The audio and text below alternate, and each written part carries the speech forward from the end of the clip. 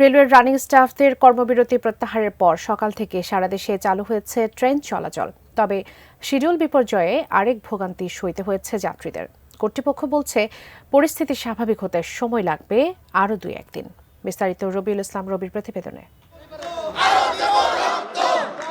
Running staff ঐক্য পরিষদের টানা ৩০ ঘণ্টা কর্মবিরতির পর সকাল থেকে চালু হয়েছে সারা দেশে ট্রেন চলাচল। নির্ধারিত সময়ের ৩০ মিনিট পর প্রথম ট্রেন ধূমকেতু এক্সপ্রেস স্টেশন ছেড়ে যায় সকাল 6:30টায়। তবে অন্য ট্রেনগুলো গন্তব্যে রওনা দেয় ১.৫-২ ঘণ্টা দেরিতে। সিলেটের উদ্দেশ্যে পারাবত এক্সপ্রেস ছাড়ে ৪ ঘণ্টা দেরিতে।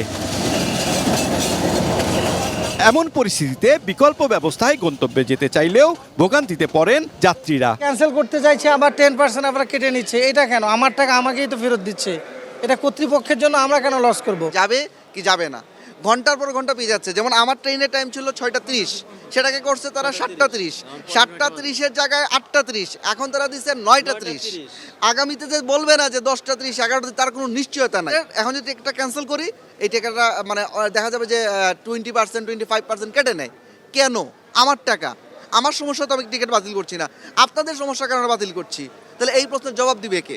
এমন পরিস্থিতি থেকে মুক্তি পেতে আরও 2-3 দিন লাগবে বলে জানান স্টেশন ম্যানেজার মোহাম্মদ সাজেদুল ইসলাম। কর্মবিরতির কারণে শুধু কমলাপুরেই ক্ষতি কোটি টাকা ছাড়িয়েছে বলেও জানালেন তিনি। 2-3 দিন লাগবে, শিডিউল রিকভার হবে। ঢাকা স্টেশন থেকে প্রতিদিন 1,10,00,000 বা 15 লক্ষ টাকার আর্ন হয়। তো গতকালকে যেহেতু ট্রেন চলাচল ব্যাহত হয়েছে, ট্রেন চলাচল করে নাই, সেই ক্ষেত্রে এই টাকা আমাদের আর্থিকভাবে ক্ষতি হয়েছে। এদিকে জয়ন্তিকা এবং বুড়িমারি এক্সপ্রেসের যাত্রা বাতিল করা হয়।